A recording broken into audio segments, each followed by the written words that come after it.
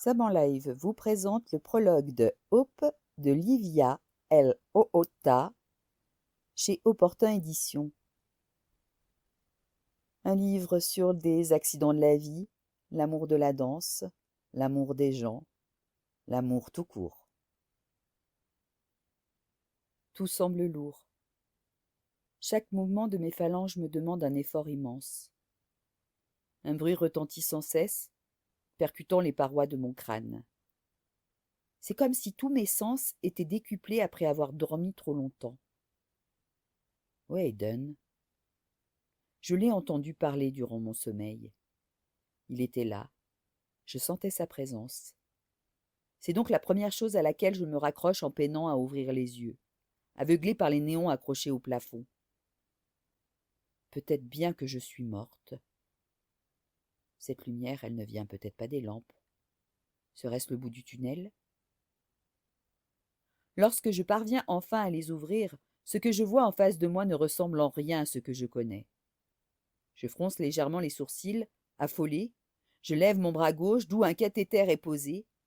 Il y a des fils qui me relient à une machine. Sur l'écran, je peux lire ma fréquence cardiaque. Il faut que je voie Eden. Des flashs me reviennent en tête. Un accident de voiture. Mais je ne me souviens de rien d'autre. Il y a eu l'impact, puis plus rien. Et maintenant, je crois que j'ai dormi pendant longtemps, bien trop longtemps. Je soulève légèrement la tête, cherchant à comprendre davantage ce qui se passe, quand soudain, quelque chose me frappe. Prise de panique, je sens mon estomac se tordre. Je ne sens plus mes jambes. J'essaie de bouger mes orteils en vain. C'est comme s'il n'y avait plus rien, plus aucun lien. Je tape maladroitement sur ma cuisse en espérant que c'est mon cerveau qui me joue des tours, mais rien. Je m'enfonce dans le lit en fixant le plafond. Ma poitrine se soulève à toute vitesse et l'électrocardiogramme à côté de moi se met à sonner de plus en plus fort. Je peine à retenir mes larmes. Je suis terrifiée et je veux sortir d'ici. Soudain, la porte de ma chambre s'ouvre et un médecin en blouse blanche entre. Le voir me fait paniquer davantage. Mais lui, il semble plutôt rassuré de me trouver dans cet état.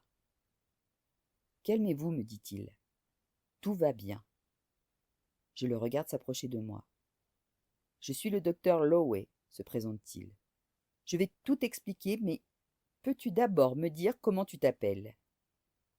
Il appuie sur l'électrocardiogramme pour faire cesser le signal. Je le regarde, apeuré. « Te souviens-tu de ton prénom ? Ne te force pas à me répondre si tu ne t'en sens pas capable. » Spencer. Ma voix est rocailleuse et fatiguée. Spencer Riley Thompson, ajoutai-je. Il semble satisfait de ma réponse, comme s'il avait cru à une amnésie. Très vite, je demande à voir ma famille. Je l'interroge sur la visite de mon frère ainsi que la durée de mon sommeil. Il ordonne à une infirmière de les contacter puis revient vers moi, l'air inquiet. « De quoi te souviens-tu, Spencer ?» demande-t-il. Je déglutis. « On a eu un accident de voiture avec mes parents et mon frère. » Il hoche lentement la tête. « Te souviens-tu de quand ça s'est produit ?»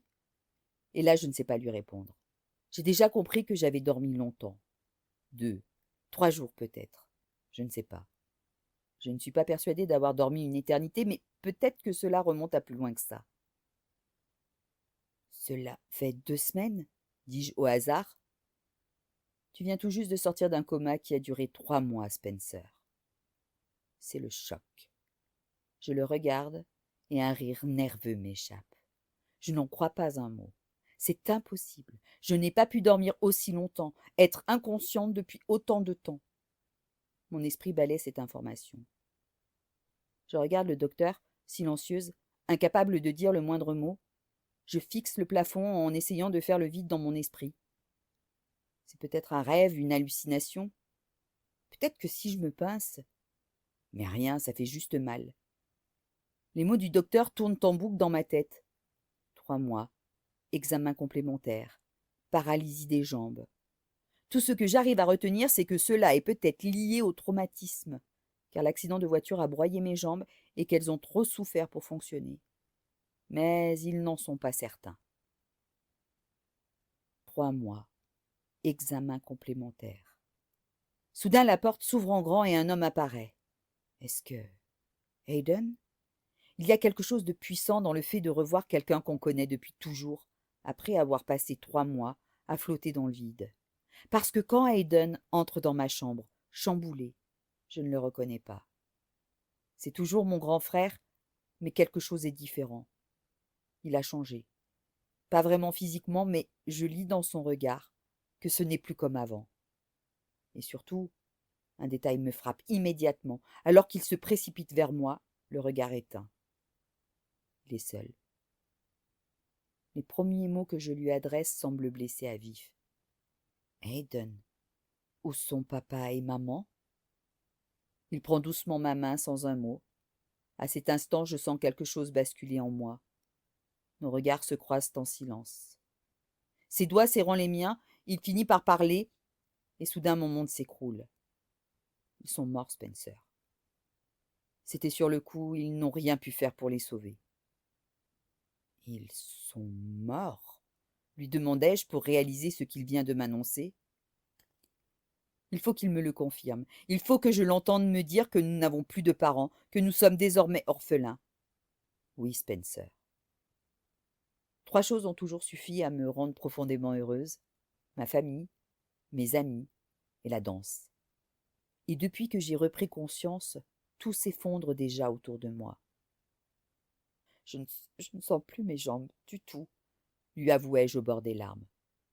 Je le regarde et je pleure toutes les larmes de mon corps, parce que je suis encore une enfant et je n'ai déjà plus ma mère ni mon père. J'ai perdu mes repères en un instant, brutalement. Je me souviens de ce jour où j'ai repris connaissance. À ce moment-là, j'aurais aimé qu'on me dise que les choses ne faisaient que commencer. J'aurais aimé que Hayden puisse me prévenir que ma vie allait devenir un véritable cauchemar. Il aurait fallu que quelqu'un me conseille de garder mes larmes pour plus tard, car j'allais en avoir besoin. Les mois qui ont suivi, j'ai dû accepter le fait que je n'assisterai jamais à l'enterrement de mes parents. Je n'ai pas pu être présente, forcée de rester dans un lit d'hôpital, à cause de mes jambes qui ne répondaient plus. L'accident a été trop violent. Aucune opération n'a fonctionné, ni celle effectuée après mon réveil, et sûrement pas celles qui ont simplement servi à me sauver la vie. Dans ce lit d'hôpital, j'ai prié le ciel de me prendre. J'ai imploré Dieu de m'entendre et d'apaiser mes souffrances. Car à mon jeune âge, j'étais orpheline, en fauteuil roulant et privée de mon rêve ultime, devenir une danseuse étoile. À l'aube de l'adolescence, on m'a expliqué que j'allais vivre ma vie en fauteuil roulant et que je ne danserais plus jamais. Je n'ai toujours vécu que pour cela. J'ai dû aller récupérer mes chaussons dans mon ancienne école et entendre que c'était dommage qu'une fille si jeune et aussi prometteuse que moi ait subi un destin aussi tragique. J'étais la meilleure. J'ai dansé 8 ans de ma vie, car je suis tombée amoureuse de ce sport à l'instant où ma mère m'a emmenée dans un studio de danse. Pour moi, c'était comme voler. Au moment où je fermais les yeux pour me produire sur scène, je n'étais plus vraiment moi-même. Je me transformais. Et chaque fois que j'entendais les notes de musique autour de moi, je commençais enfin à vivre. Si j'étais prometteuse, c'est parce que j'avais toujours dansé en y mettant tout mon cœur, mais aussi toute mon âme. Depuis l'accident, mon plus grand souhait a toujours été de pouvoir marcher de nouveau, uniquement pour pouvoir danser et retenter ma chance. À chaque bougie que j'ai soufflée, j'ai prié pour ça. J'aurais aimé qu'on puisse me regarder et me dire que la vie allait être atroce et difficile, qu'on me réconforte en me disant qu'un jour, un miracle allait se passer. Parce que oui, les miracles arrivent. Et j'aurais voulu qu'on me prépare à ce matin-là, où j'ai senti des légers fourmillements dans mon pied et où mes orteils ont bougé. Après 5 ans en fauteuil roulant, à me haïr tous les jours sans cesse, à me juger avec mépris et dégoût, j'ai retrouvé l'usage de mes jambes. C'était à l'aube de mes 17 ans. J'ai remercié mes 2 bonnes étoiles sans arrêt et appliqué à la lettre tous les conseils de mon docteur. Non, je savais d'avance que ça n'allait pas être facile. La rééducation a été ma priorité absolue. La discipline, mon mot d'ordre. J'ai investi tellement de temps dans cette rééducation que j'ai la sensation de n'avoir fait que cela lors de ma dernière année au lycée. À l'époque, cela ne me dérangeait pas, moi, qui avais passé toutes mes années à être prise en pitié et évitée. Je rêvais seulement de pouvoir recommencer à danser. Après l'obtention de mon diplôme, j'ai refusé de faire des études. La rééducation m'a permis de retrouver mes capacités et j'ai fermement refusé de me limiter et de passer mon temps plongé dans des livres. Je pouvais enfin être libre. Alors j'ai consacré une bonne partie de mon temps à sortir, rencontrer des gens, discuter et embrasser des mecs. Pourtant, la majorité du temps, je m'entraînais. Il n'y avait rien de plus important pour moi que de reprendre la danse. Il m'a fallu plusieurs mois pour retravailler les bases, me muscler et retrouver une hygiène de vie rigoureuse. Perfectionniste, je refusais l'idée de danser sans atteindre mon niveau d'avant, sans frôler l'excellence. Mais je me voilais la face. Malgré tous mes efforts, rattraper 5 ans d'inactivité s'est révélé impossible, surtout dans une discipline aussi exigeante que la danse classique.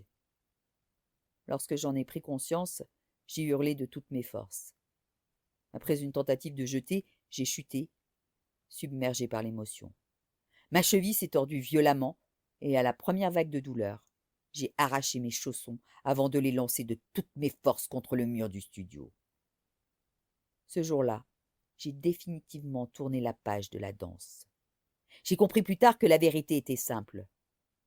Le lien entre la danse et moi est mort le jour où mes parents ont perdu la vie dans cet accident.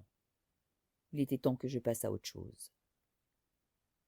2 choix se sont offerts à moi. Envisager l'université ou travailler sans relâche pour économiser et quitter la Californie afin de me reconstruire. Dans les 2 cas, je ne danserai plus jamais de ma vie. Alors il a fallu que je me décide. Laissez-moi vous dire qu'après avoir été écorchée à ce point, je n'ai pas eu besoin de beaucoup de temps pour me décider. J'ai travaillé d'arrache-pied et ai placé de l'argent de côté dans le seul et unique but de pouvoir oublier la danse et partir d'ici. C'est pourquoi aujourd'hui je peux enfin m'envoler pour New York. Une ville aussi grande ne peut que m'accueillir, moi et mes traumatismes, pour mon premier changement de vie. Et je suis convaincue que, dès que j'y serai, toutes les barrières qui m'empêchent de m'épanouir tomberont.